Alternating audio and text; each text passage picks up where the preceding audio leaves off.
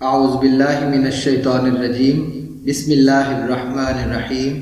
ہمارے خیالات اور احوال و اعمال ہمارے باطن پر اثر انداز ہوتے رہتے ہیں۔ اگر یہ صالح ہوں تو دل میں نور پیدا ہوتا ہے، اور اگر یہ غیر صالح اور برے ہوں تو دل میں سیاہی اور ظلمت کو جنم دیتے ہیں۔ اس سے بھی لطیف تر بات یوں کی جا سکتی ہے کہ ایک انسان اللہ تعالیٰ کی نافرمانی کرتے ہوئے اپنے دوسرے بھائی کی نسبت بدگمانی سے کام لیتا ہے، حالانکہ یہ محض ایک تصور ہے، لیکن اس خیال قیامت کے ساتھ ہی اس کے دل کی سیاہی میں اضافہ ہو جاتا ہے۔ جھوٹ، غیبت، چغلی، تہمت، کذب و افتراء کی گرد ہمارے باطن پر پڑتی رہتی ہے، جس سے دل کی سیاہی بڑھتی چلی جاتی ہے، لیکن یہ نظر نہیں آتی۔ اس کے لیے تو دل بینا کی ضرورت ہے۔ دل بینا بھی کر خدا سے طلب، دل بینا بھی کر خدا سے طلب، کہ آنکھ کا نور دل کا نور نہیں۔ اگر انسان یہ محسوس کرے کہ طبیعت دین کی طرف مائل نہیں ہوتی، عبادت میں ذوق و شوق کی کمی ہے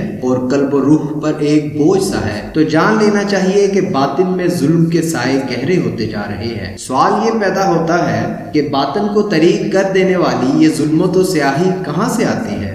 ایک ہوٹل میں دو آدمی آمنے سامنے بیٹھے کھانا کھا رہے ہیں، دونوں کے سامنے ایک جیسی غذا ہے، دونوں کے معدے ایک جیسا عمل کرتے ہیں، دونوں کے جسم ایک جیسا خون کشید کرتے ہیں، لیکن ان میں سے ایک آدمی نے اپنی حلال کی کمائی خرچ کی اور دوسرے نے رشوت، دھوکہ دہی یا دیگر ناجائز ذرائع سے حاصل کی ہوئی رقم خرچ کی۔ اس طرح ایک جیسا کھانا ایک کے لیے رزق حلال قرار پایا، جس کی برکت سے اس کے باطن میں نور بھر گیا، لیکن دوسرے کا کھانا رزق حرام قرار پایا، جس سے اس کی روح تاریک ہو گئی۔ غذا ایک جیسی، کھانے کا انداز ایک جیسا، معدوں کا فعل ایک جیسا، کشید ہونے کے بعد خون کا رنگ ایک جیسا، لیکن ایک کا دل نور سے لبریز ہو گیا اور دوسرے کا ظلمت و سیاہی سے بھر گیا۔ اسی طرح الفاظ بھی بظاہر ایک ہونے کے باوجود نیت کے اعتبار سے انسانی قلب و روح کے لیے روشنی یا سیاہی کا باعث بنتے ہیں۔ مثلا ایک لفظ ہے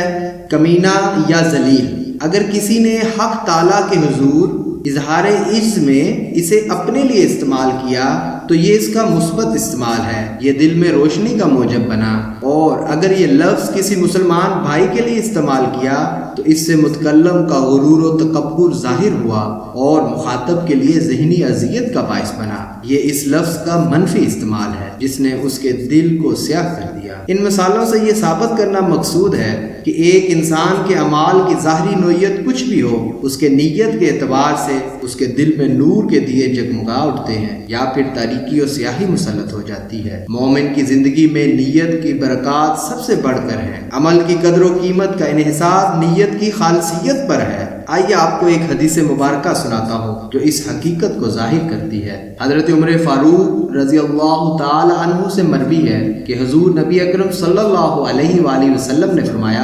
اعمال کا دار و مدار نیت پر ہے، اور ہر شخص کے لیے وہی ہے جس کی اس نے نیت کی، لہذا جس کی ہجرت اللہ تعالیٰ اور اس کے رسول صلی اللہ علیہ وآلہ وسلم کی طرف ہے، اس کی ہجرت اللہ تعالیٰ اور اس کے رسول صلی اللہ علیہ وآلہ وسلم کے لیے ہی شمار ہوگی، اور جس کی ہجرت دنیا حاصل کرنے یا کسی عورت سے شادی کرنے کے لیے ہوئی تو اس کی ہجرت اسی کے لیے ہے جس کی طرف اس نے ہجرت کی۔ اللہ تعالیٰ صراط مستقیم پر چلنے کی توفیق عطا فرمائے، آمین ثم آمین۔